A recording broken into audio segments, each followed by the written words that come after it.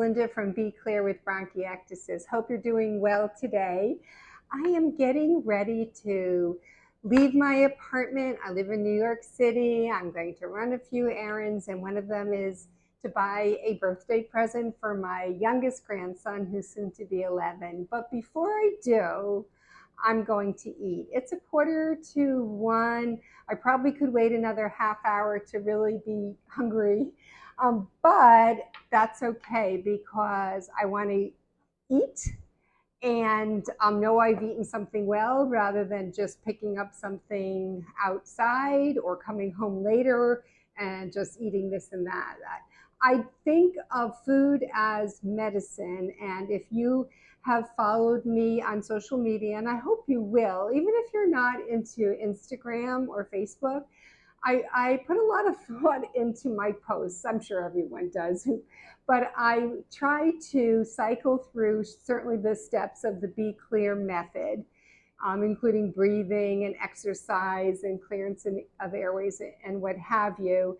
But I also intersperse some fun little things about New York City or personal things, my family. So I try to make it lively enough. But what I really want you to see, not so much those kinds of things, but there are a lot of educational posts and also posts on research. And for those who are on social media, they know I did a deep dive into what I call eating and drinking. It's just as I call my chapter, my book, Eating and Drinking. I'm not a nutritionist, so I don't call it nutrition. And I always encourage people, especially for those who are severely underweight. I mean, if you're under 18.5 BMI, I really would strongly recommend that you see a nutritionist, and preferably one who understands the issues surrounding chronic lung disease. If you need a reference or two, I have them, so just reach out to me. But of course, it's better if it's in your community and in your health plan. But it's all important. I think of food as medicine. I try never to skip a meal. I'm very focused on making sure I get it all. I want the healthy fats. I want carbs, starchy carbs, non-starchy carbs, and certainly a lot of protein. Now that I have a chronic condition, I make sure to eat protein, a lot of protein every day. But I'm not giving you advice. This is just educational, and you should speak with either your physician or preferably a nutritionist.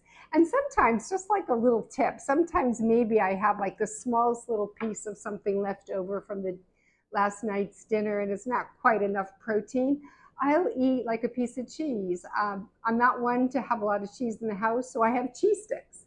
And depending on the cheese stick, it's 5 to 7 grams of protein. So boom, just like that, you're adding to the protein you've eaten, maybe eating a little piece of fruit or something delicious with it. So think of food as medicine. And sometimes, even when you're not that hungry, like now, I'm actually starting to get hungry, but I just say to myself, down the hatch, eat it.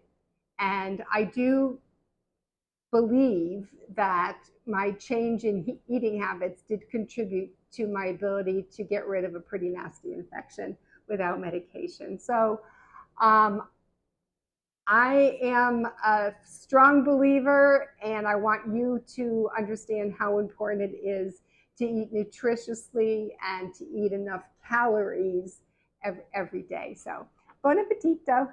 Take care. Bye-bye.